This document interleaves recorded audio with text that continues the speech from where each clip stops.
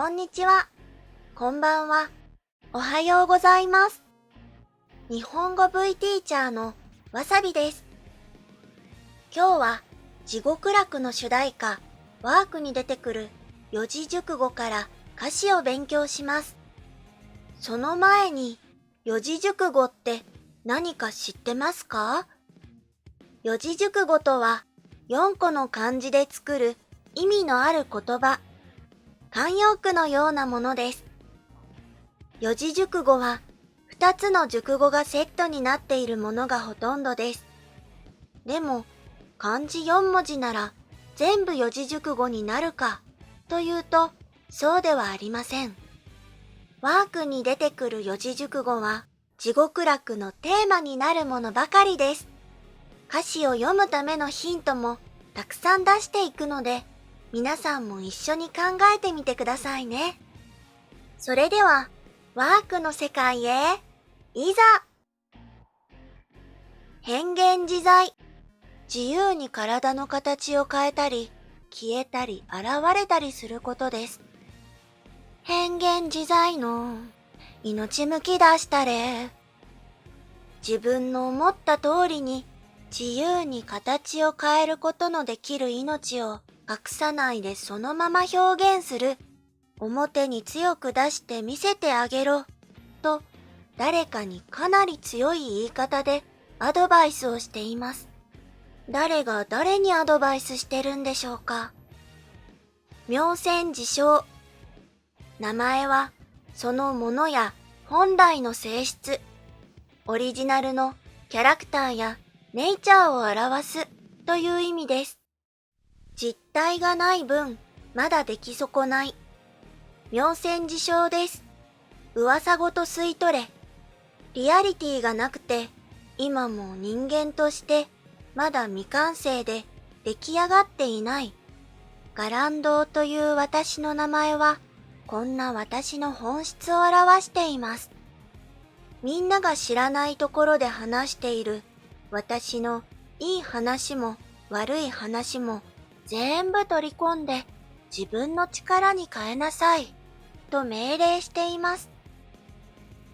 伽藍堂という言葉を人に使うと心がない、心ないと読めそうですね。四面楚歌、前、後ろ、右、左、全部に敵がいて仲間がいない状態のことです。こちとらなお四面楚歌。こちらは状況が変わったのに今も敵に囲まれて味方がいませんということです。なかなか最悪の状況ですね。煩悩菩提。煩悩とは何かが欲しい、こうなりたいと迷ったり苦しんだりすることです。この気持ちがあるから菩提、つまり悟り、物事の本当の意味を知る、答えにたどり着くことができるという仏教の教えです。煩悩菩提です。恥と欲抱きかかえ。恥ずかしいと思うことや願い、欲を持ってるけど、これがあるから答えにたどり着けるし、答えを見つけることで恥ずかしいと思うことや願い、欲と離れることができる、解放されるという意味ですね。この人は一体どんな願いを持っているのでしょう。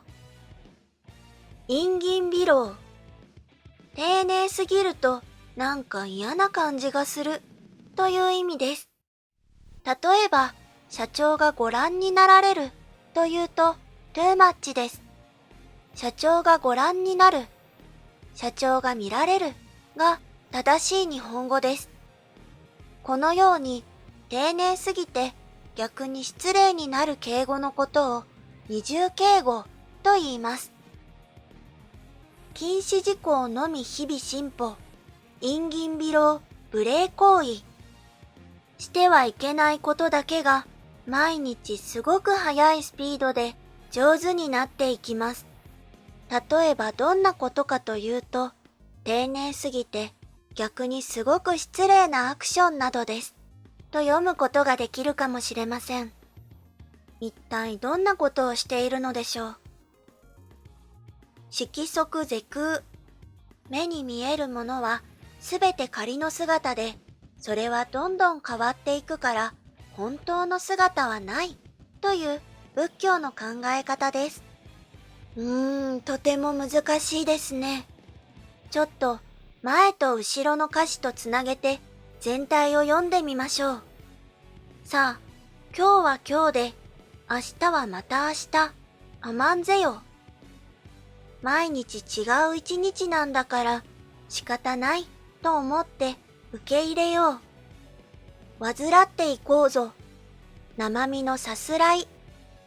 この生きている体で悩んだり苦しんだりしながら、ふるさとを離れて目的地もなくいろいろなところを歩いていこうという意味です。色即是空です。瞬く間に移ろう。今まであったものがなくなってしまうとすごく悲しくなるけど、その姿や形は実体ではなくて、すべては瞬きをしている間にも変わっていってしまうものです。万歳鼓動が、ほら、玉ゆら儚い。万歳と喜ぶ心臓の音も一瞬で消えてなくなるかもしれないくらい不確かなものだということです。これでこの歌や地獄楽の世界がよく見えてきましたね。それでは最後に四字熟語ではありませんが、仏教の教えを使ったとても大切なキーワードを紹介しましょう。本懐果たしたその先が見たい。本懐を果たすはずっと思っていた願いを叶えるという意味です。つまりこの文はずっと思っていた願いが叶ったその先にある景色やその時の自分が何を思うのかを知りたいという主人公の思いですね。彼の願いが叶った時に彼は一体何を思うのでしょう。いかがでしたか？信じられないくらい難しい漢字もたくさんありましたが、四字熟語の意味を勉強すると、ワークや地獄楽、そして仏教の考え方がよくわかりましたね。とてもユニークで文学のような歌詞なので、ぜひあなたのフィーリングで楽しんで読んでみてください。それでは次のレッスンでお会いしましょう。おつわさびーも。バイバイ。